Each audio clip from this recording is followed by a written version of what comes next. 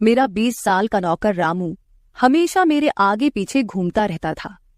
मैंने उसे छोटा समझा था, लेकिन एक दिन उसने मुझसे कहा, मालकिन, मुझे छोटा समझने की गलती मत कीजिए। उस रात जब मैंने उसे देखा तो मैं आश्चर्यचकित हो गई थी, क्योंकि उस रात रामू ने 20 साल के लड़के की तरह नहीं, बल्कि 30 साल के आदमी की तरह मेरा। हेलो दोस्तों, आज की इस अनोखी कहानी में आप सभी का स्वागत है। जब से रामू मेरे पास सोने लगा था, तब से मेरे शरीर में बदलाव आने लगे थे। मुझे लगा था कि रामू छोटा है और उसे कुछ समझ नहीं आता होगा, लेकिन धीरे धीरे उसके असली रंग मुझे दिखने लगे। मैंने कभी सोचा भी नहीं था कि 20 साल का लड़का मेरी तरह की 40 साल की महिला को इतना सुख दे सकता है। रामू 20 साल का था। उसे मैं गांव से अपने घर काम के लिए लाई थी। मेरे घर में सिर्फ मैं और मेरा 1 साल का बेटा था। जब मैं काम पर जाती थी तो रामू मेरे बच्चे की देखभाल करता और वह मेरे घर में ही रहता था। मैं बिना शादी के मां बन गई थी। मेरे प्रेमी ने शादी का झांसा देकर मुझसे प्रेम का खेल खेला। जब मैं गर्भवती हो गई तो मैं उसके घर गई और वहां मैंने देखा कि उसकी शादी हो रही थी। उसने मुझसे प्रेम का नाटक किया और किसी और लड़की से शादी कर ली थी। मेरे पेट में पल रहे बच्चे को मारने का मेरा मन नहीं हुआ, और जब मैंने गर्भपात कराने का सोचा, तब तक समय निकल चुका था। मैं 5 महीने की गर्भवती हो चुकी थी। मेरे माता पिता ने मुझे और मेरे बच्चे को स्वीकारने से इनकार कर दिया। तब मैं अकेली रहने लगी। कई महीने पहले मैं अपने गांव गई थी, अपने दादा के 100वें जन्मदिन के लिए। मेरे दादा ने मुझे जन्मदिन का निमंत्रण भेजा था और इसलिए मैं गांव गई थी। मेरे बेटे को वहां सिर्फ मेरे दादा ने ही प्यार से गोद में लिया था। आरव उनके पास खेल रहा था।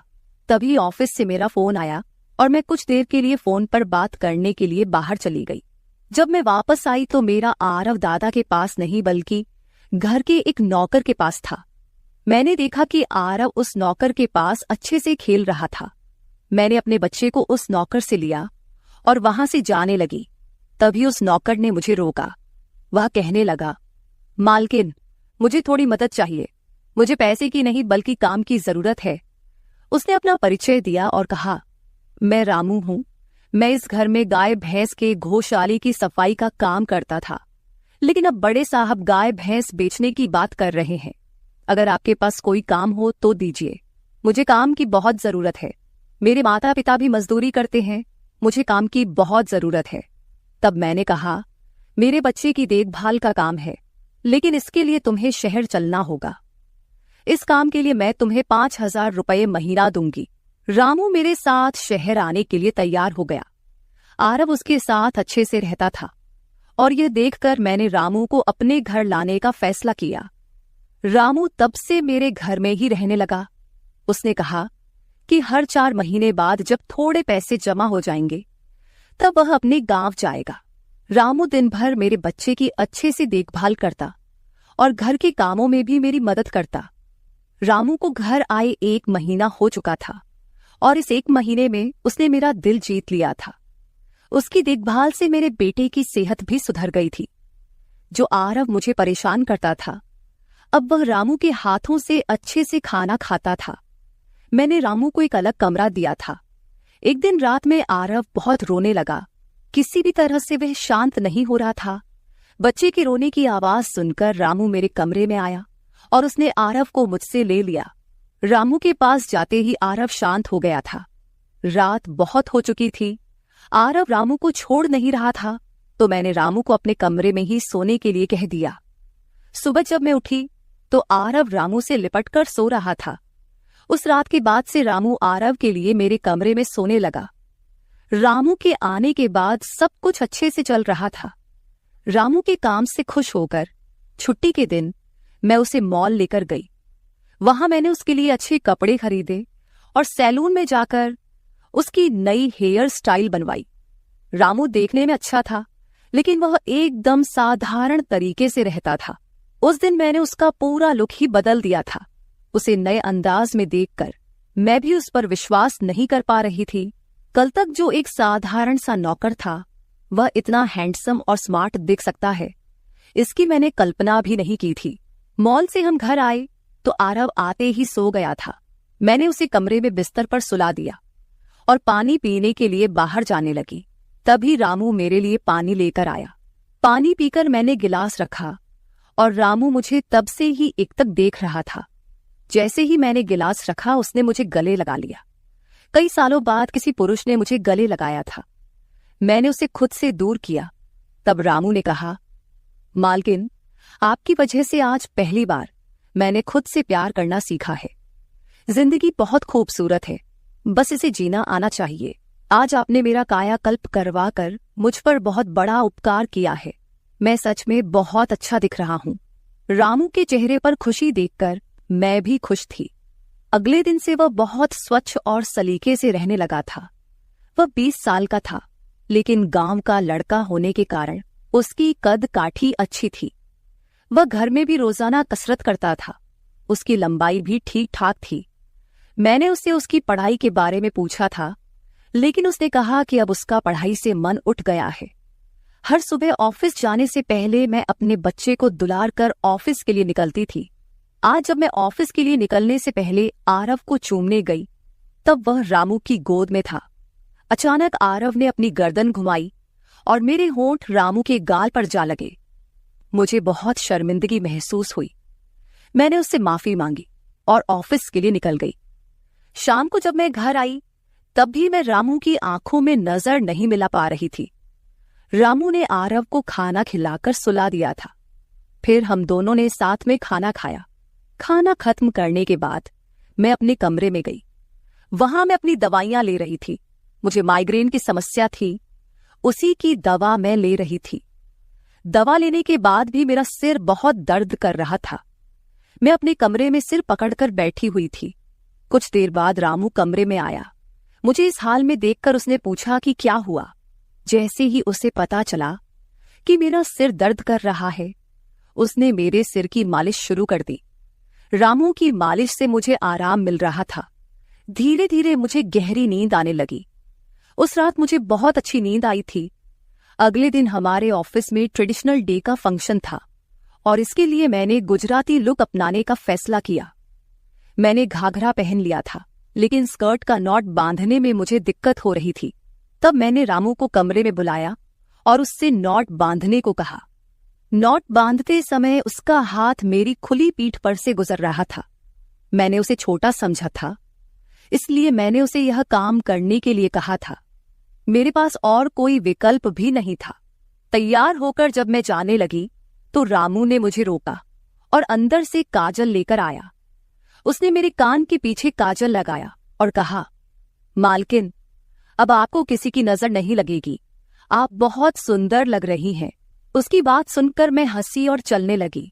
उस दिन शाम को जब मैं घर आई, तो मेरे साथ मेरी एक सहेली और उसका प्रेमी भी आया।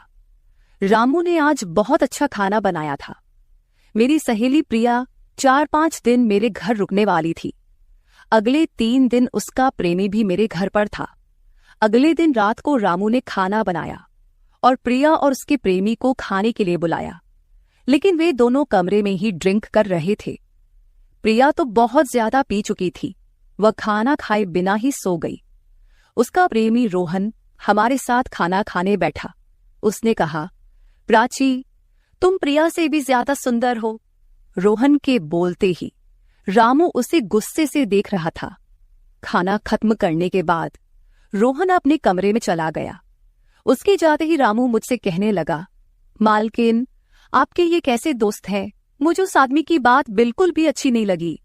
तब मैंने रामू से कहा, मैं तुझे घर के सदस्य की तरह मानती हूँ। इसका यह मतलब नहीं कि तू मेरे मेहमानों से कुछ भी कहे। तेरा काम है आए हुए मेहमानों की सेवा करना, इसलिए तू सिर्फ वही कर। बाकी मुझे कुछ सिखाने की जरूरत नहीं। रामू को डांट कर मैं अपने कमरे में चली गई। मैंने उसे डांट दिया था, फिर भी वह मेरे लिए पानी लेकर आया। तब मैंने अपनी दवा ली और पानी पीकर सो गई। आज रामू मेरे कमरे में सोने नहीं आया था, ऐसा मुझे लगा। लेकिन सुबह जब मेरी आंख खुली, तो मैंने उसे अपने बगल में पाया। सुबह मेरी आंख खुली तो मेरे सामने प्रिया थी। वह बहुत गुस्से में लग रही थी। रामू को मेरे सामने लाया गया। उसके हाथ में प्रिया की ओढ़नी बंधी हुई थी। प्रिया ने कहा, तुम्हारे इस देहाती नौकर ने मेरे प्रेमी का हाथ तोड़ दिया है। रामू बस सिर हिलाता रहा और बोला, मालकिन, मैंने कुछ भी नहीं किया। रात को रोहन साहब नशे में थे, तभी उनका संतुलन बिगड़ गया होगा और वे गिर गए होंगे। रामू भला रोहन साहब पर हाथ क्यों उठाएगा? प्रिया अब भी नशे में लग रही थी, ऐसा मुझे लगा। रामू ने मेरे लिए उन दोनों से माफी मांगी। प्रिया और रोहन तभी वहां से चले गए। रामू मुझसे भी माफी मांगने लगा। मुझे पता था कि उसने कुछ नहीं किया था। आज मैंने छुट्टी ली थी क्योंकि कई दिनों से मैं बहुत व्यस्त थी। आज सोचा कि खुद के लिए थोड़ा समय निकालूं। नाश्ता करने के बाद मैं फिर से 1 घंटे के लिए सो गई। आरव भी मेरे साथ सो गया था। उठने के बाद मुझे 1 कप चाय की जरूरत महसूस हुई। मैं रामू को चाय बनाने के लिए पुकार रही थी, लेकिन उसकी तरफ से कोई जवाब नहीं आ रहा था। उसे ढूंढते ढूंढते मैं उसके कमरे में गई। वहां जाकर देखा कि रामू अभी अभी नहाकर बाथरूम से बाहर आया था। उसने शर्ट नहीं पहनी थी। मैंने पहली बार उसे इस तरह देखा।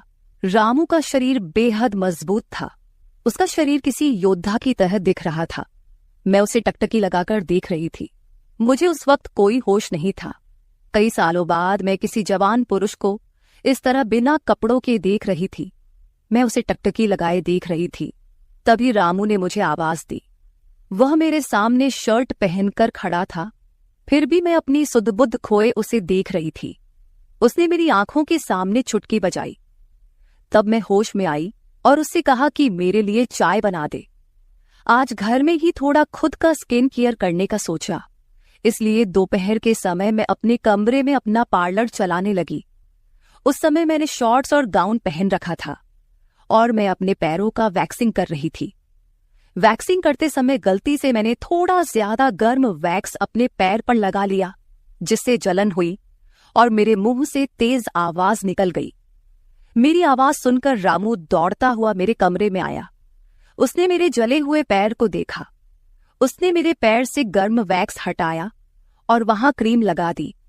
उसके हाथ बार बार मेरे पैर पर अनजाने में फिर रहे थे और उस वक्त मेरे मन में जो भावनाएं उत्पन्न हो रही थीं, उन्हें व्यक्त करना मेरे लिए मुश्किल हो रहा था।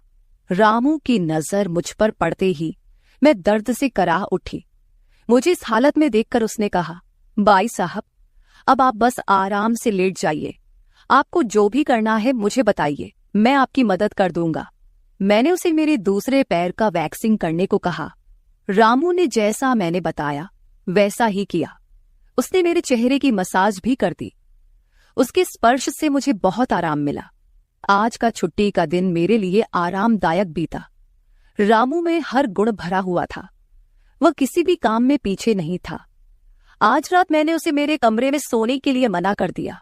दिन भर मैं घर में नहीं होती, कम से कम रात को तो मुझे मेरे बच्चे के साथ अकेले समय बिताना चाहिए। हर बार रामू का आना मुझे पसंद नहीं था, इसलिए मैंने उसे कमरे में सोने के लिए मना कर दिया। इस तरह दिन बीतने लगे। कुछ दिनों तक रामू के बिना आरव रात को सो नहीं पाता था, लेकिन धीरे धीरे उसने रोना बंद कर दिया। मुझे अपने अंदर कुछ बदलाव महसूस होने लगे थे। सुबह उठते ही मेरा शरीर बहुत दुखने लगता था। अचानक ये सब क्यों हो रहा है, समझ नहीं आ रहा था। कुछ दिनों में मेरी शारीरिक पीड़ा इतनी बढ़ गई कि मुझे बिस्तर से उठने की भी इच्छा नहीं होती थी। तब मैंने ऑफिस से 1 हफ्ते की छुट्टी ले ली। कुछ दिनों आराम किया, शायद थोड़ा ठीक हो जाऊं।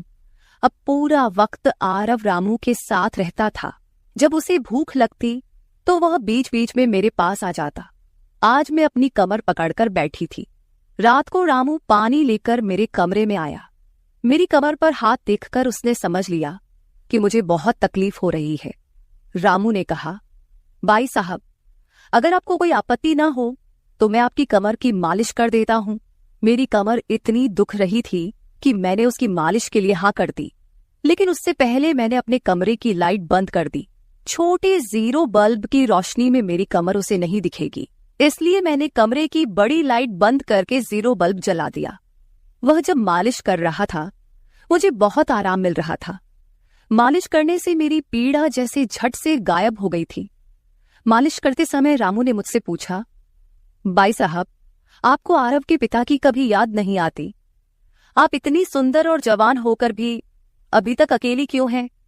उसके सवाल का मेरे पास कोई सही उत्तर नहीं था। मैंने उससे कहा कि शायद तुम्हारे सवाल का उत्तर मेरे पास नहीं है। उस सवाल पर वहीं विराम लग गया। रामू की मालिश से मुझे अच्छी नींद आ गई थी।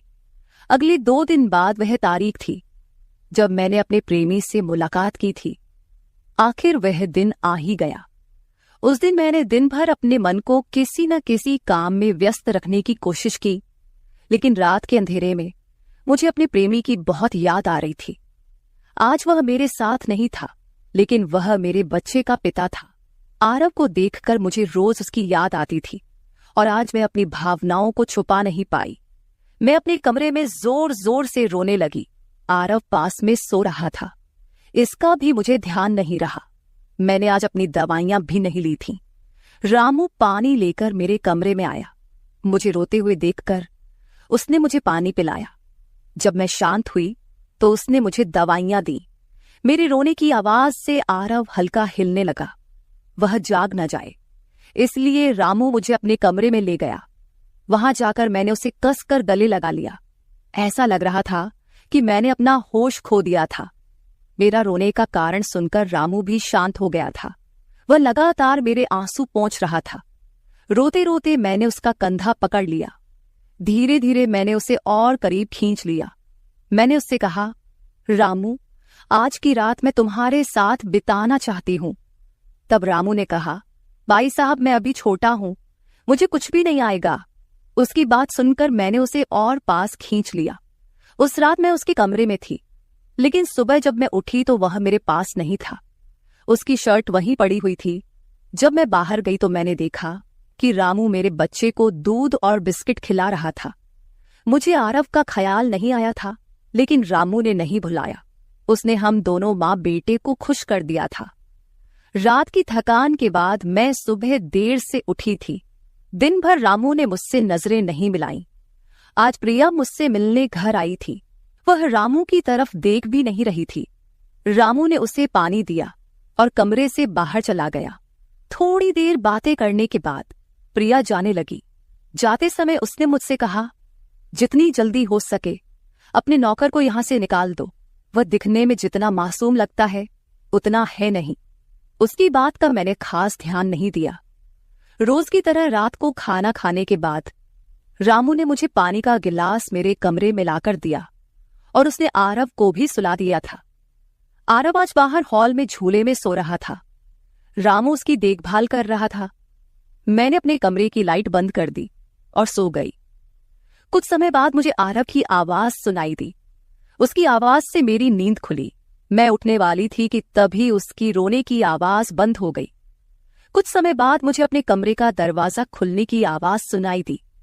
मैं चुपचाप सब देख रही थी। रामू मेरे कमरे में आया था। उसने मेरे पास आकर यह देखने की कोशिश की कि मैं सो रही हूं या नहीं, और फिर उसने मेरा मोबाइल उठाया। उसकी वह खोजबीन देखकर मैंने जल्दी से कमरे की लाइट ऑन कर दी। मुझे जागता हुआ देखकर वह चौंक गया। मैंने उसके हाथ से अपना मोबाइल छीन लिया। मैंने उससे कहा, रामू, ये सब क्या चल रहा है? तुम इस वक्त यहां क्या कर रहे हो? वह कुछ नहीं कहकर वहां से जाने लगा, लेकिन मैंने उसे इतनी आसानी से छोड़ने का इरादा नहीं किया था। मैंने उसे उसका वीडियो दिखाया जिसमें वह प्रिया के बॉयफ्रेंड पर हाथ उठा रहा था। उस दिन रोहन के मोबाइल का कैमरा गलती से चालू रह गया था और उसमें उनकी हाथापाई रिकॉर्ड हो गई थी।